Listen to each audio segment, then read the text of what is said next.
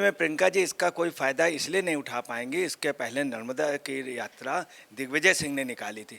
Mostly जो बड़े धार्मिक लीडर हैं वो बीजेपी के फेवर में ज़्यादा हैं, जैसे बागेश्वर महाराज, पंडोखल महाराज, ये सब लोग बहुत सीनियर लोगों में।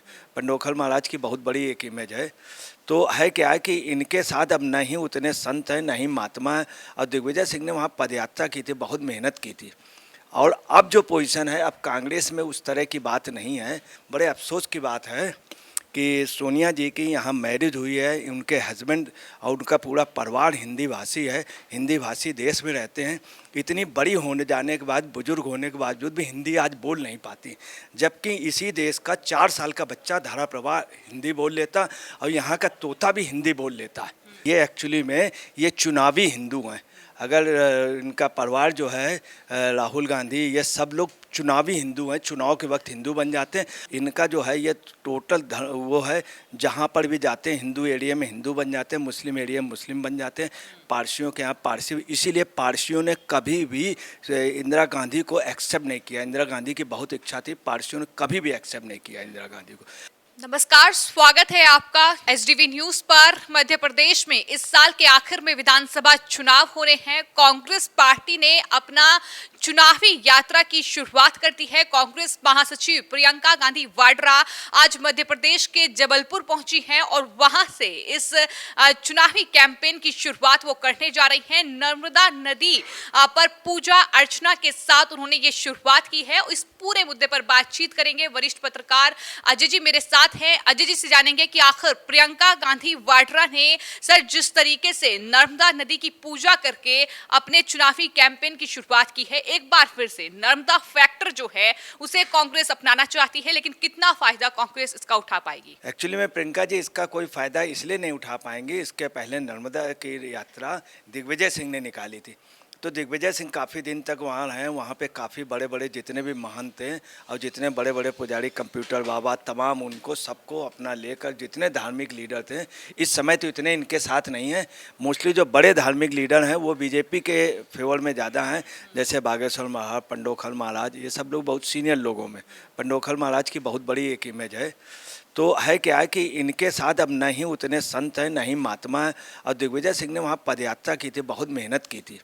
और अब जो पोजीशन है, अब कांग्रेस में उस तरह की बात नहीं है। अब ये 2018 में भी इन्होंने नर्मदा की पूजा की थी, उसके बाद कभी भी प्रियंका गांधी वहाँ नहीं गई, सोनिया गांधी कभी नहीं गई। नर्मदा में क्या हो रहा कुछ नहीं। उसके बाद कांग्रेस की सरकार आई, कांग्रेस की सरकार पे भी इन्होंने कोई काम भी नहीं किया। कमलनाथ ने अपने एरिया को चमकाया, मगर नर्मदा के लिए कुछ भी नहीं। नर्मदा में जो बैराज वगैरह पहले के बने थे नर्मदा की खुदाई के लिए, या नर्मदा को एक अच्छे चैनल के रूप में प्रवाहित करने के लिए, उसके लिए भी इन्होंने कुछ नहीं किया। अच्छा, उसके अलावा सबसे जो दुखद बात वो ये रही कि उन्होंने जो लोटा पकड़ा था, देखिए हर एक लोटा पकड़ने की अलग स्टाइल है। सूर्य को जब जल दिख दिया जाता है तो लोटा पकड़ने का स्टाइल अलग है। शंकर जी को जब जल प्रवाहित किया जाता है तो एक अलग स्टाइल होती है। नित्य कर्म के लिए लोटा ले जाया जाता है तो एक अलग स्टाइल होती है। और कहीं पे पानी कहीं फेंकना है या किसी पेड़ में चढ़ाना है तो एक अलग स्टाइल होती है। आज इतने मतलब जैसे एक वो थे ढपली वाले, ढपली बजा, उसमें ऋषि कपूर ने काफ़ी दिन तक रिहर्सल किया था। और वो चीज़ ऋषि कपूर आज भी कहते थे, इनको भी पहले से रिहर्सल कराया गया कि इस तरह से आप करिएगा, अपना गोत्र बताइएगा। तब भी वो लोटा ठीक से पकड़ नहीं पा रही थी। बगल में जो इनके बगल में जो कार्यकर्ता, उसने इनको ज्ञान दिया कि इस तरह से पकड़िए। उसके बावजूद भी लोटा, बड़े अफसोस की बात है कि सोनिया जी की यहाँ मैरिज हुई है, उनके हस्बैंड और उनका पूरा परिवार हिंदी भाषी है, हिंदी भाषी देश में रहते हैं। इतनी बड़ी होने जाने के बाद, बुजुर्ग होने के बावजूद भी हिंदी आज बोल नहीं पाती, जबकि इसी देश का 4 साल का बच्चा धारा प्रवाह हिंदी बोल लेता और यहाँ का तोता भी हिंदी बोल लेता है। तो ये बड़ा अफसोस के बाद प्रियंका जी भी इतनी सीनियर हो गई, मगर उनका भी अभी राहुल को भी अपना गोत्र रटाया गया था तो पता चला नेहरू जी ने दूसरा गोत्र बताया था, इन्होंने दूसरा बताया। यानी आप ये कहना चाहते हैं कि चुनाव आते ही इन्हें ये तमाम चीजें याद आ जाती हैं, पूजा अर्चना करने के लिए पहुंच जाते हैं, लेकिन चुनाव जैसे ही खत्म होते हैं तो उस राज्य में फिर ये पहुंचते नहीं हैं और इस तरह की तस्वीर कोई दिखाई देती नहीं है। क्या कहेंगे? कभी नहीं पहुंचते हैं। ये एक्चुअली में ये चुनावी हिंदू हैं। अगर इनका परिवार जो है राहुल गांधी, ये सब लोग चुनावी हिंदू हैं, चुनाव के वक्त हिंदू बन जाते हैं। अभी आप देख लीजिएगा 3 दिन बाद ही, आप देखिएगा 3 दिन बाद ही ये कहेंगे पीएफआई में से बैंड हट जाएगा, जबकि पीएफआई से बैंड का ये सब जवाब देंगे, जबकि पीएफआई का बैंड जो है वो सेंट्रल गवर्नमेंट वो कर सकता। दूसरी बात आपको बताना है कि ये इनके परिवार का रहा है। राजीव गांधी ने भी यही किया था कि सबसे पहले अयोध्या से चुनाव अपना किया था, उसके बाद ही रात को रामपुर गए। तो रामपुर उन्होंने अयोध्या में कहा कि मैं आपको वो देना चाहता हूँ जिसके लिए आप सैकड़ों वर्षों से लड़ रहे हैं, मैं आपको राम मंदिर देना चाह रहा हूँ। और उसी दिन शाम को कहते हैं वहाँ जाके मुरादाबाद वहाँ पे कि अगर बाबरी मस्जिद में एक भी फावड़ा चला तो मेरा सर पहले हो। तो नूर बानो, आदरणीय नूर बानो जी थी, बहुत अच्छी सांसद, उन्होंने कहा कि मैं एक वोट मुस्लिम का जाएगा, और राजीव गांधी को वोट दिया था, मगर पूरे देश में राजीव गांधी हारे। तो इनकी सांप्रदायिकता की ये इनका अपना एक वो है, और हमेशा सांप्रदायिकता के बल पे जीते। इनका जो हिंदूवाद है ये छद्मवेश है।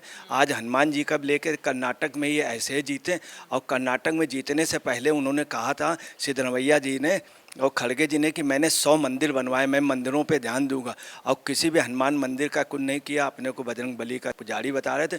इनका जो है ये टोटल वो है, जहाँ पर भी जाते हैं हिंदू एरिया में हिंदू बन जाते हैं, मुस्लिम एरिया में मुस्लिम बन जाते हैं। पारसियों के यहाँ पारसी, इसीलिए पारसियों ने कभी भी इंदिरा गांधी को एक्सेप्ट नहीं किया। इंदिरा गांधी की बहुत इच्छा थी, पारसियों ने कभी भी एक्सेप्ट नहीं किया इंदिरा गांधी को, और ईसाइयों में जाके ईसाई बन जाते हैं। ये इसी तरह से वोट लेते हैं। इन्होंने एक बार वहाँ पे पार्लियामेंट में भी कहा था, इन्होंने, मनमोहन सिंह ने, मैं समझते हूँ अल्पसंख्यक का दर्द। तो ये इनका राजनीतिक हिस्सा वो है, ये ना ही आपको बताना है इनके अंदर वो नहीं है, और हमेशा राजनीति में ये छद्म हिंदू हैं, चुनावी हिंदू हैं। तो मध्य प्रदेश जो प्रियंका गांधी वाड्रा गई हैं और कांग्रेस पार्टी की ओर से पोस्टर ये लगाए गए हैं कि कर्नाटक और हिमाचल तो महज एक झांकी है, मध्य प्रदेश बाकी है।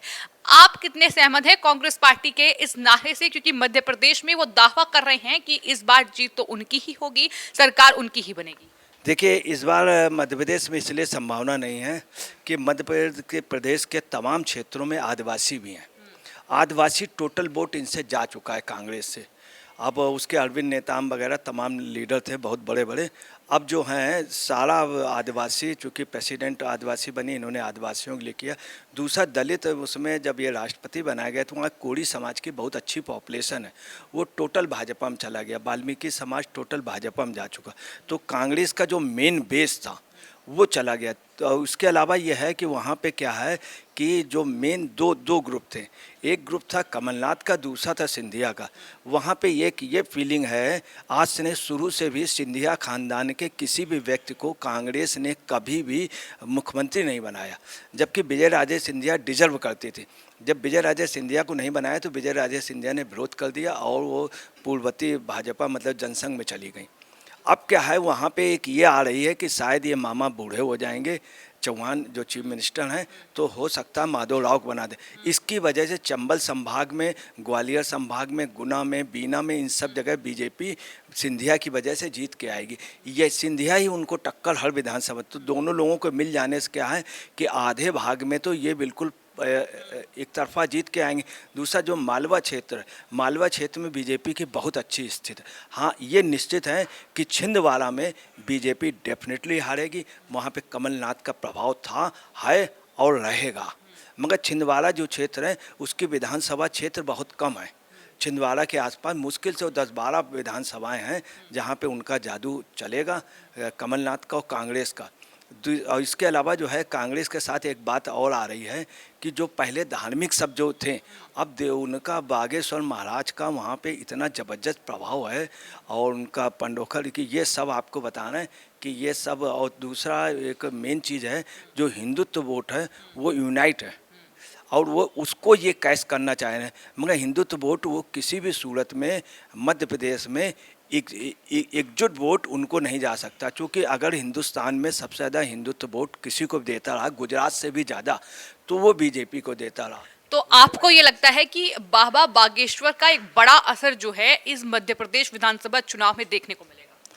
देखिए, बाबा बागेश्वर की जिस तरह से बोलने की स्टाइल है, तो दूसरी बात उनका जिस तरह से है, तो आप समझ लीजिए नहीं कहना चाहिए, एक पत्रकार होकर मैं बता रहा हूँ, उनका हर चीज़ बड़ी हंगामी और बड़ी एक प्रकार से वो कुछ न कुछ हलचल करेंगे इस देश में, वो निगेटिव बेस में हो या पॉजिटिव बेस में हो, परंतु उनका बोलने का स्टाइल या वो, चूँकि एक तो उनकी एज कम है और जिस तरह से उनके उत्तेजक विचार हैं, उत्तेजक या बहुत ज़्यादा वो, तो आप समझिए होता क्या है, पब्लिक को और उनको बीजेपी के लिए उतना ही वो बेनिफिशियल है बीजेपी के लिए।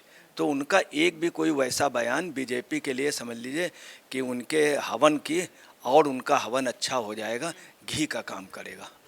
प्रियंका गांधी वाड्रा की हम बात कर रहे हैं और मेरा सवाल ये है आपसे कि प्रियंका गांधी वाड्रा ने उत्तर प्रदेश में भी कैंपेन किया था जब विधानसभा चुनाव हुए थे, वहां कितना ही बुरा हाल पार्टी का हुआ ये सबने देखा, और यही शुरुआत अब मध्य प्रदेश में हुई है। तो क्या प्रियंका गांधी वाड्रा जो हैं, जो एक तरीके से अब संभालने का कोशिश कर रही हैं कि इस चुनावी कैंपेन के जरिए वो मध्य प्रदेश में जीत दिला पाएं, तो क्या मुमकिन है? बिल्कुल इम्पॉसिबल है। उसकी वजह बता दे रहे हैं कि अभी एक कांग्रेस ने क्या किया था कि कांग्रेस की बात न मान करके, सोनिया जी की बात न मान के, प्रियंका जी ने और राहुल जी ने यूपी में अखिलेश से समझौता किया था। तो सिर्फ 4 लोग थे, अखिलेश, डिम्पल, प्रियंका और राहुल, ये 4 लोगों की ही दोस्ती, और चारों ने समझौता कर लिया सीटों का। इतनी बुरी पोजीशन हो गई, सपा के इतिहास में सबसे कम सीटें निकल के आई थी। ये बात अखिलेश ने एक्सेप्ट की और नेताजी हमेशा नाराज़ रहे। नेताजी ने कहा, जिस दिन एक बार लोकसभा चुनाव हो रहा था तो उन्होंने अखिलेश को फ़ोन करके बीच में कहा, अपने वोटों पे भरोसा करो, तुमने ये गलत किया था। ये स्वयं अखिलेश ने कहा था प्रोफेसर साहब के सामने, मतलब माननीय नेताजी ने कहा था। तो आप समझ लीजिए, अखिलेश कहते हैं मेरी ज़िंदगी की यही कमी रही जो इन दो उनको हम, तो उन्होंने एक शब्द यूज़ किया था, बंटी बबली। बंटी बबली, इनकी जोड़ी वहाँ पे बंटी बबली तरीके काम की। तो दूसरी आपको बताना है अभी 3-4 रोज में आप देख लीजिए उसका था। 3 रोज पहले प्रियंका जी और सोनिया जी में बड़ा मतभेद हुआ है। प्रियंका जी राजनीति में आना चाहती हैं और आप समझ लीजिए कि काफ़ी लोग उनको चाहते हैं, कमलनाथ चाहते हैं और दिग्विजय सिंह चाहते हैं, और दूसरा ये आचार्य प्रमोद कृष्ण चाहते हैं, और इवन ममता बनर्जी चाहती हैं, नीतीश कुमार चाहते हैं, ये सब लोग चाहते हैं। मगर उनकी कुछ ये है कि वो 6 बजे से वो बात प्रचार नहीं कर सकती हैं, और जितना राहुल ने मेहनत की उतनी मेहनत किसी ने भी हिंदुस्तान में नहीं की। हकीकत बेचारा बहुत पैदल चला, गाड़ियों में लटक के चला है, परंतु प्रियंका अगर निकल जाती, प्रियंका पे एक ज़माने में जब निकली, मगर प्रियंका की भी एक एज हो गई, 4-5 साल तक अगर प्रियंका चुनाव प्रचार कर लेती। प्रियंका जी चाहती हैं रायबरेली से लड़ने, मम्मी ना लड़े। 3 रोज पहले इनकी डिस्प्यूट हुआ, आप देखिएगा तभी ये खबर, ये सिर्फ इसी कारण गई हैं वहाँ पर प्रचार करने कि ये राजनीति में सक्रिय रहने चाहती, मगर मम्मी जो हैं वो राहुल को ज़्यादा आगे करनी चाहती, चूँकि प्रियंका पे उनको एक ये डर है कि प्रियंका जी का, इंदिरा जी का अश्क है उनके चेहरे पे, इसमें कोई शक नहीं। और प्रियंका जी के प्रति एक अलग आकर्षण है। प्रियंका जी के हाथ करने की स्टाइल बिल्कुल इंदिरा जी की तरीके, और राहुल की वो स्टाइल नहीं है। राहुल क्या है, बाँह चढ़ाते हैं जैसे कोई झगड़ा करने जा रहा हो, इस तरह। तो प्रियंका जी का असर है, मगर प्रियंका जी की एक एज हो गई, प्रियंका जी की महत्वाकांक्षा है। सोनिया जी समझती हैं कि ये हमारे बस में नहीं रहेंगी, राहुल को जैसा समझा लो डाल लो, प्रियंका जी बस में नहीं। यही एक वजह है कि दूसरी बार रॉबर्ट वाड्रा भी जो है वो अपने उससे हट गया है। जो आकर्षण उनका चेहरा था, उनके जो है वो अधेड़ में आ गए या ढल गए एक प्रकार से वाड्रा। इन सब चीज़ों का बड़ा असर होता है, ये चीज़ प्रियंका पे भी आएगा। तो इसीलिए प्रियंका जी जल्दी आना चाहती है। आप देखिएगा 2-3 रोज बाद ये बात छन के आएगी कि प्रियंका और उनमें सोनिया जी में इस बात में कसम कस है। इसीलिए उन्होंने खुद, सोनिया जी ने कहा 3 दिन पहले, प्रियंका चुनाव नहीं लड़ेंगी। तो प्रियंका ये जवाब दे रही कि मेरा है अस्तित्व। तो अजय पत्रकार जी ने ये बताया कि प्रियंका गांधी वाड्रा भले ही आज जबलपुर पहुंची हो, नर्मदा नदी में पूजा अर्चना के साथ इस चुनावी कैंपेन की शुरुआत की हो, लेकिन इसका कोई भी असर मध्य प्रदेश में देखने को नहीं मिलेगा। ठीक वैसे ही जैसे उत्तर प्रदेश में भी प्रियंका गांधी वाड्रा ने कांग्रेस की कमान संभाली थी, लेकिन वहां भी कांग्रेस पार्टी को मुंह की खानी पड़ी थी, और एक बार फिर मध्य प्रदेश में भी यही चुनावी नतीजा निकलकर सामने आएगा। फिलहाल आपकी इस पूरे मामले पर क्या राय है, हमें कमेंट बॉक्स में जरूर लिखें और चैनल को सब्सक्राइब करें। धन्यवाद।